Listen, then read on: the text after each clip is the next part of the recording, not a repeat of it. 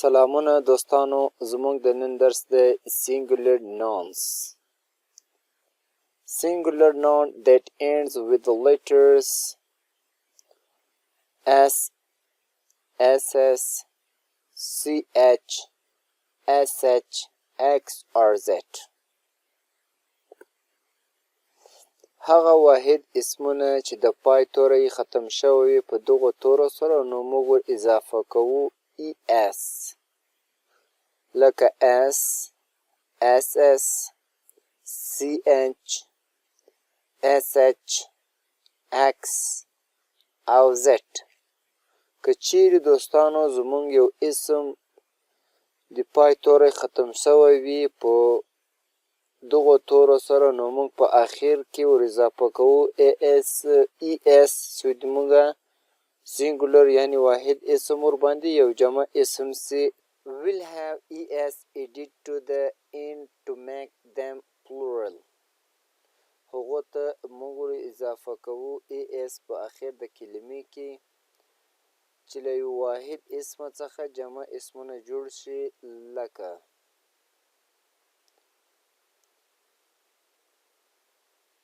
gas, gas.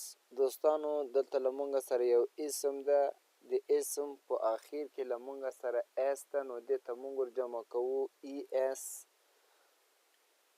لکه gas یا gases. gases یعنی غازونه دوستانو دا موږ جمع کو، جمع په چی سره سو په ES سره موږ اسم ته ES ور اضافه کو، نو دا له موږ څخه له غاز څخه غازونه جوړ شو gas gases.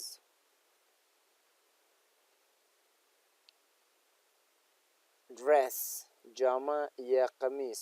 دوستانو دلته لکه مونږ چې څنګه وویل که چیرې د اسم په اخر کې ډبل اس وي نو هغو ته مونږ ور اضافه کوو ES چې د مونږ سینګولر نان څخه پلورل نان جوړ سي.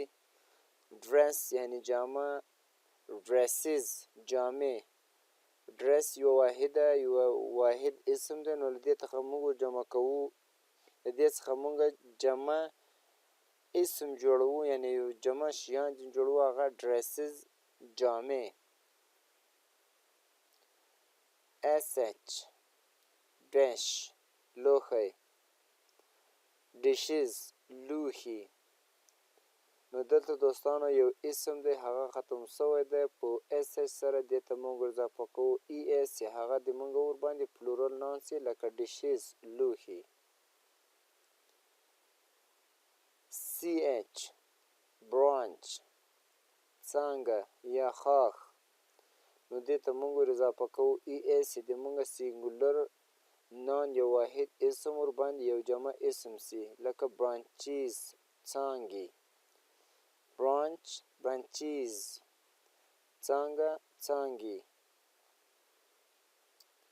X box صندوق کارتن یو box. نو دا X سره ختم شوی ده، مونږ دې ته ور اضافه کوو ES دا ور باندې جمع سي boxes بکسونه. دوستانو دا و د نن ورځې درس. الله دې وکړي ستاسو د خوښ وړ وګرځېږي. که چیرې داسې وي تاسو زموږ چینل کې نوي یاست چینل سره لایک، سبسکرایب او شیر کړئ.